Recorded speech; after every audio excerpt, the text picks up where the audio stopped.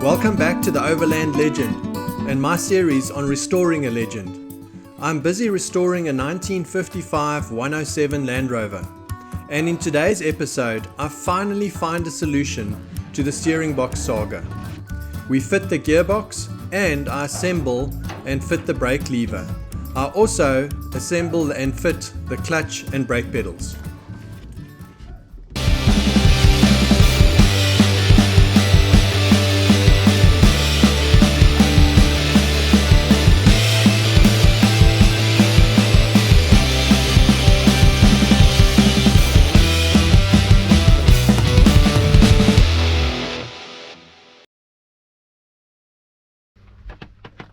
Well, got my gearbox back today, which is fantastic. So they were able to put it together, and nothing major had to be fixed in it. Just replaced the third and fourth synchro and replaced all the bearings. But otherwise, it's all looking good. And I mean, for a box that's so old, it looks good. So everything, yeah, quite happy with that. So now we can prepare this, get the clutch ready, and then I'll be able to put it into the chassis and connect it up to the engine. So that's a big step. Great.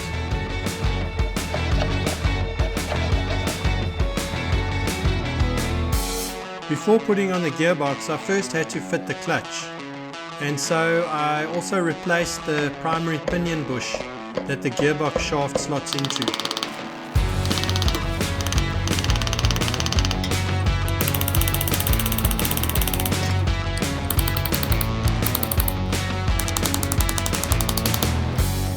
Then I refitted the clutch that I got with this engine. It still looked in very good condition, so I decided just to reuse it rather than put a new one on. And fitting the clutch is easy when you have all the space to work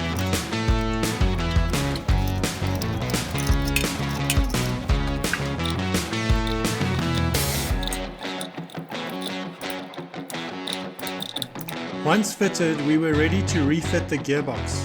I enlisted some muscle power for this, which made the job fairly simple.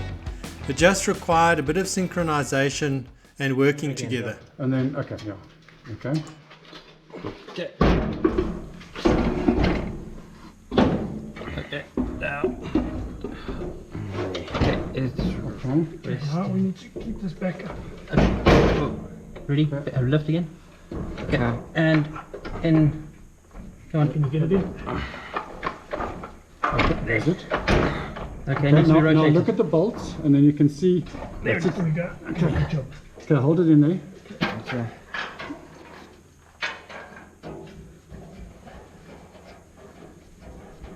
There's a bolt in. Okay, I need to lift it back here. Hold on, I can help there. Just Okay, just wait there, Brian. okay, lift it up a bit more. Okay, you children don't have to lift too much. Alan, you must lift up. That's it. Another one. Another lift. Because it will eventually hang off the engine completely. Okay, let's just put these.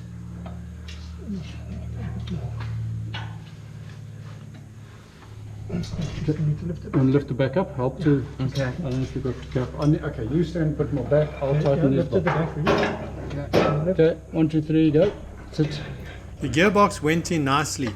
After tightening it, a quick test showed that the clutch was engaging and disengaging. So that was a relief too. Okay, that's in. Okay, good. Okay, so we're going to put together the handbrake now. This is the original handbrake. So this is one, you can see it's got a straight lever. And I actually managed to restore this, which is great. The only thing that broke was this little shaft, but I managed to get another one, and then we've put the other thread back on here, so I can put the little knobby back on. So let's just put the spring on.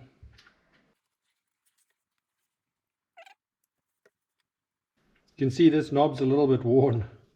I cleaned it up, but it's seen some action, so we're going to leave that patina.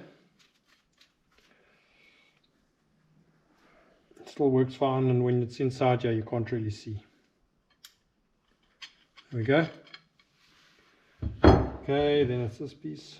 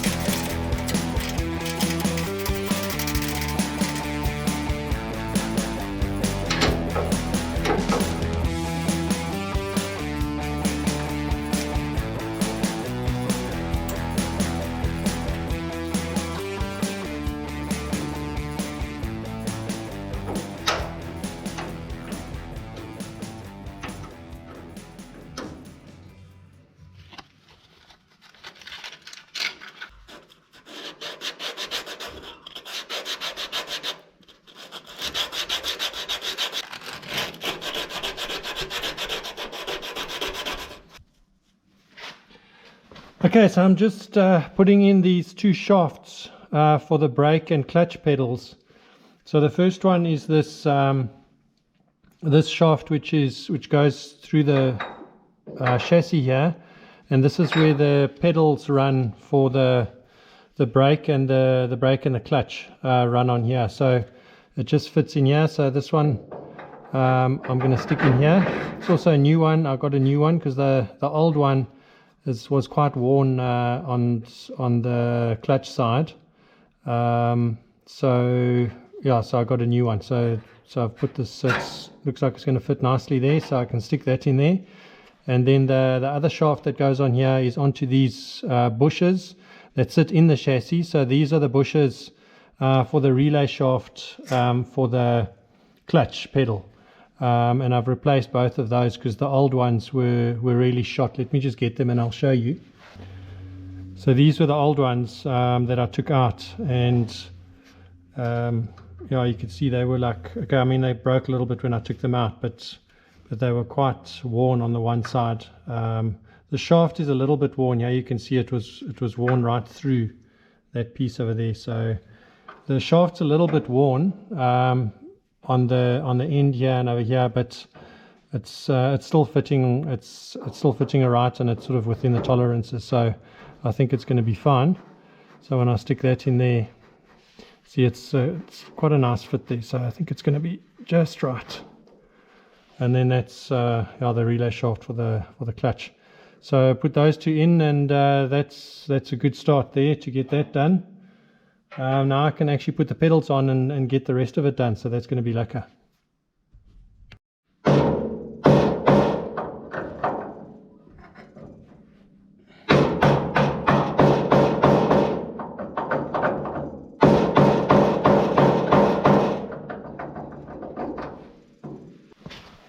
Okay, now to get this positioned properly, you have to, according to the manual, you've got to put this little nipple on here, and then you've got to adjust it so that the nipple points down. So you just have to turn it until it does that. So let's just tighten that.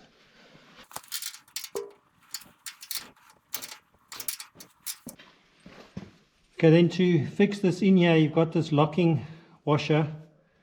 It's like a little half moon, so that goes into that groove inside on the shaft. So you stick that one on there, and then I think this thing goes on here, just on the inside there, into that groove. There we go. And then the nut goes on.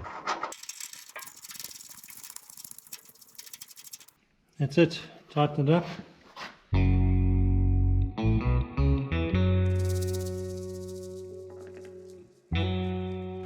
So with the shafts fitted, I could now move on to the pedals and actually put them together and then fit them onto the shafts. So I just had to prepare them first with the linkages. So first I did the clutch pedal, and that works with a linkage onto the clutch mechanism.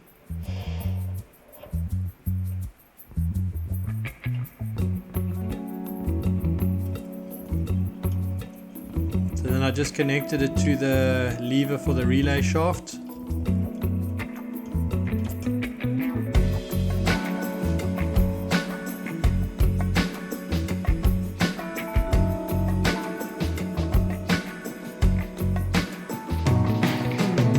And then connecting the rod that links the relay shaft to the clutch is a little bit tricky because it's there's not much space in there, and I hadn't actually done it while it was out. I probably should have done it when the gearbox was out, but I didn't remember to do that, so I had to do it while it was in there. So it was a bit tricky fitting the split pin in there, but I managed to do it.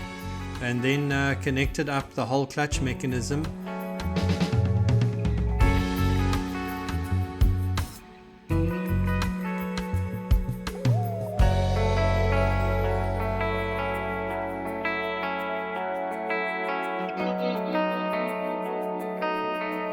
When I connected everything up, I tested it and it worked, which was really nice.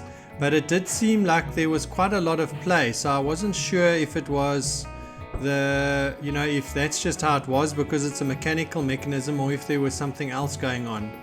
And so I kept on having a look, but unfortunately it seemed like there was a little bit too much play than there should be, and so I had to just try and work out what that was. So this is the old clutch relay shaft that I had. I thought I could get away with it, but this wear on this side and then on the opposite side as well here, you can see how bad it is. And when I put it into the bush, there was just too much play. So this is the play that I had, and you can see that's not going to work nicely. When you have that, then you lose a little bit of travel on the clutch, and this mechanical clutch mechanism is really not that great. So you don't want to have any sort of play like this. It's just going to wear out faster. So yeah, so anyway, I had to get another one made. So what we did is we just took it off. This is the arm. So we took it off and had another one machined. And so now I'm going to put this one on. And so this one's got the right diameter. The original diameter is the middle piece here because the bushings just run over here. And this one now fits nicely. So I think we're going to have a nice snug fit for that clutch, and it's just going to make it work a lot better. With that new shaft fitted, the play was completely gone, and so that problem was now solved. Then I moved on to the brake mechanism, and the push rod that I had with this vehicle, that came with a vehicle that went into the master cylinder, was a little bit too short and looked like it had really been modified, so I actually had to fix it. And so we manufactured a new one and modified it a bit so that it just had a proper adjusting mechanism and looked a little bit stronger. So once we had done that, I could actually fit that back onto the master cylinder, and then I could connect that up to the brake pedal once I'd fitted that.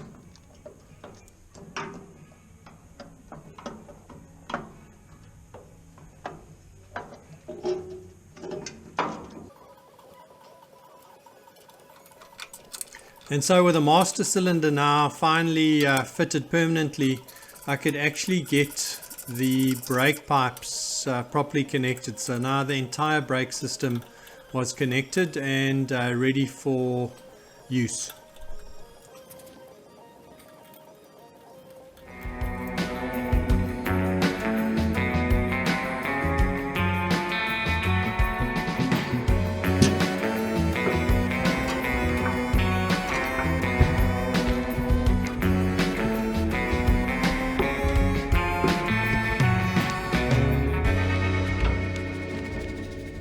The last and most satisfying job of all is always when you put in the grommets or the finishing parts. And so this was fitting the rubbers into the floorboard where the pedals went through.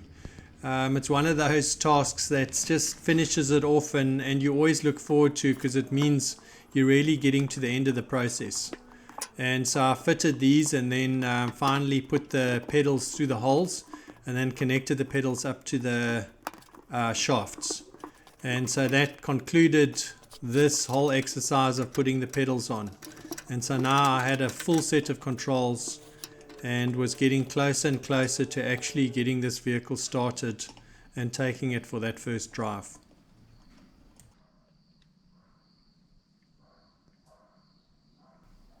So that leaves just one more thing to finish off on the control side, and that's the steering wheel saga. Okay, so after all the deliberation about steering columns and steering boxes, I managed to find a Series 2 steering column, which has also luckily been reconditioned. So the guys at Land had one, which was very nice. And so I got that, and the best part is that it is it's the same length as this original one, and that was fairly important because I didn't want to change the geometry. So you get basically two different lengths. You get a shorter one and a longer one, and this is the shorter one. It's shorter by about 2 inches. The column is shorter. So now I've got the same one. So the fit's going to be exactly the same. So the steering wheel will be in the same position, and it's got obviously the same splines on this end. So this is the earlier Series 2 steering, and this was actually an upgrade for the Series 1. So it's listed in the parts manual as that. So I mean, strictly speaking, it didn't come from the factory like this, but if you had a problem with this original one, they recommended that you just upgrade it to the newest steering, which is the one with the ball bearings in, and that's the later one, which has basically been used all the way into Series 3. And so this one is going to work a lot better. So I'm quite happy with that, and I think that's the right thing. So now we can fit it. Okay, so I'm fitting this other steering box, but I'm also putting on this strengthening bracket, which also came on the later vehicles, because the original one, it only works with this bracket and onto the firewall here, and it puts a lot of stress onto the firewall fixings over here. So with this bracket, which came on the later vehicles, it fits onto here and then onto the firewall, so it's another more firm mounting, and it's much better for the steering. So I've fitted that. I just had to drill these holes a bit bigger, so now I've got those holes bigger, so that's fine. Now I just want to get these holes lined up and see if we can get this thing sorted out here.